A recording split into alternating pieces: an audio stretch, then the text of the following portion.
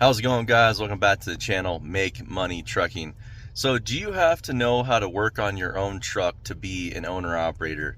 Like, do you have to be mechanically inclined to essentially own your own truck and be an owner-op?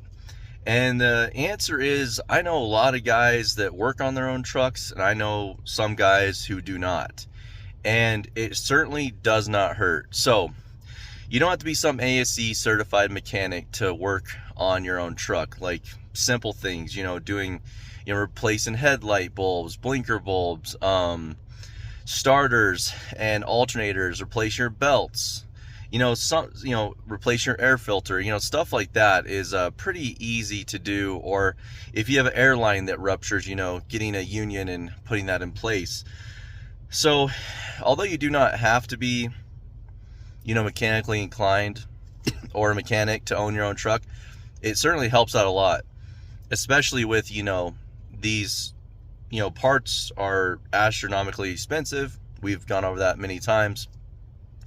And then also shops, labor rates are going up as well.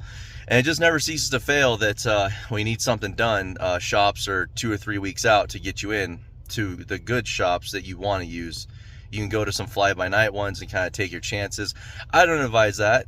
As you've seen, what happens when, you go to a less reputable shop and give them a chance and opportunity. They almost cost you a transmission.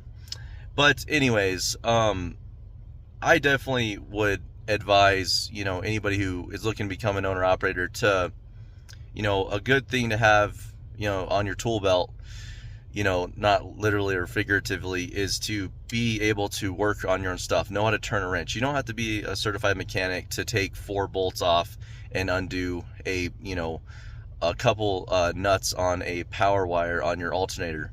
That's, it's 4 bolts, depending on your style, and, 2 nuts for the power and ground, and then, take a belt off. So that's just a, quick example. It does help to be mechanically inclined. I do know some guys out there that, they're just like, I don't know nothing about the truck, and they just take it to a shop, or they might have a mechanic that'll come out to them. And if you got like a mobile mechanic, some places I've worked, they've got a guy that kind of like has a side gig, and he kind of works on, your trucks or the trucks that are leased onto that company. So, he might get around to you in the next day or two. But in like my situation and other guys I know that are kind of out in the middle of nowhere and don't have that, it may take us weeks to get in. So if something goes wrong, we usually replace it ourselves.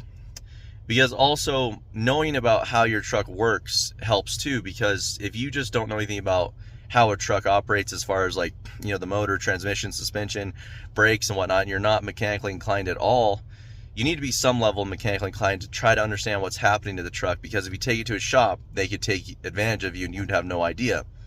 So that does help, kind of knowing how your systems work in your truck, kind of knowing how the air system works, how the engine works, how the transmission works, how the brakes work. I mean, to some extent, you're supposed to know how some of that stuff works, to get a CDL and all that stuff. But as far as from a mechanic standpoint or understanding how it operates, it does help to know that, because shops will take advantage of you. And also, it helps, you can help a shop to help pinpoint something. So, if there's a certain area that you're noticing, something's happening, you can tell a shop, hey, I've experienced this, and they look in that direction, instead of you just bringing the truck saying, oh, something's wrong with that, I don't know what. Then they have to go through, point A to point Z. Instead of you say, hey, I think it's in these couple of different areas, they start there, and they most likely will find the problem. Saves you money, because it saves on diagnostic fees, and then it helps the shop out too. So yes, I think you should, in my opinion, you should at least know how to work on your truck, or be a little bit mechanically inclined to own a truck, because there's a lot of little stuff that you can get done yourself or do yourself with a couple wrenches and a simple tool set. Literally, I'm gonna make a video on my tool setup that I suggest for like an owner op to have. It is literally it's probably a few $100s, and it's literally tools from Harbor Freight. And I've pretty much torn the whole side of my motor off, replaced my turbo, done my radiator, a lot of pretty in-depth jobs with literally less than $200-300 worth of tools that I can carry in my sleeper toolbox, you know, in the semi truck. Some specialty stuff I have in my pickup, but most of my like day-to-day stuff I have it in the truck, on the truck. So I'll be making a video about that, you know, because I might buy a whole new tool setup for one of my trucks. So I'll make a video on, you know, the tool setup for an owner operator that I suggest, that has, you know, got me through many years and, you know, trials and tribulations. But yeah, hopefully this helps you guys out. I truly think you should be mechanically inclined to own a truck. It does help. It'll save you money in the long run. If you don't know how to work on anything, you're just taking it to a shop a lot of times, that could lead to you failing as an owner operator. It could lead to you going broke because they could take advantage of you, or, you know, one thing can lead to another. So with that being said, hopefully this was informative. Let me know in the comments down below, any other owner ops out there, if you agree or disagree with me, if you should know how to work on your truck. I don't always work on my truck, you know. When it's negative 10 degrees out here and the wind's blowing and I'm on a dirt yard, sometimes I choose and pick my battles of what I want to replace or not replace. A lot of times I'll do the job myself if I can pull it in a shop somewhere or something, but a lot of times I will do it myself, but sometimes I'll take it to somebody else, and just given the conditions I'm working in. But yeah, another thing I didn't mention is traditional labor rates for shops is anywhere from $90 to all the way up to $250 an hour. And these are just like most of your independent shops. The dealership shops, they are trying to get as much money out of you as possible. So they will try to find things to fearmonger you to get you to replace, which will cost you more money. And if you're not mechanically inclined or don't understand how your truck works and don't understand that that's probably not the issue at hand, then you just gotta remember, if you're working on your own truck, you're saving yourself, you know, on a safe bet, anywhere from $90 to $150 an hour of labor by doing it yourself.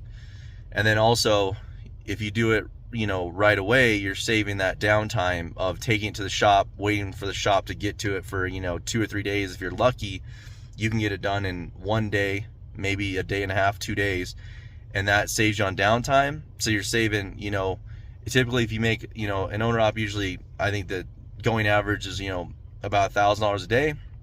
So if you're down for 3 days, that's $3,000 plus the part. Say the part is $500, so now it's $3,500, and then you are now at the, you know, mercy of their timeline, and they're going to charge you, say it takes them 5 hours to do the job, you know, say it's $100 an hour, if not $150 an hour, that's, you know, $500 to, you know, $600-700 worth of labor.